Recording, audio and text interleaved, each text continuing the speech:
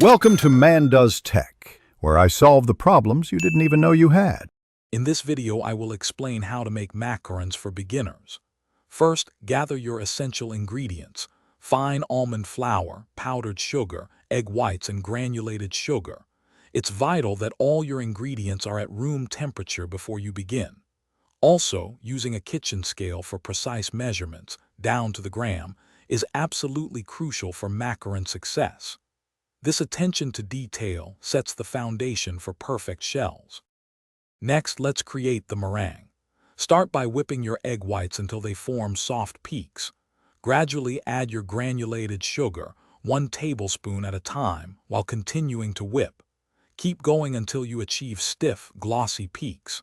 This is your French meringue, and its consistency is paramount. Be careful not to overmix, as this can lead to brittle shells or undermix, which results in a weak structure. Now comes the macaronage, the most critical step. Gently fold your sifted almond flour and powdered sugar into the meringue.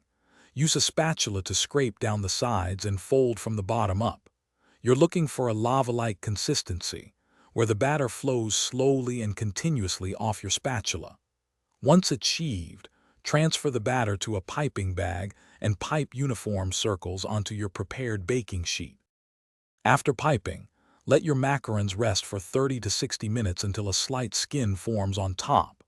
This prevents cracking during baking. Bake them at 300 degrees Fahrenheit for 12 to 15 minutes, rotating the tray halfway through.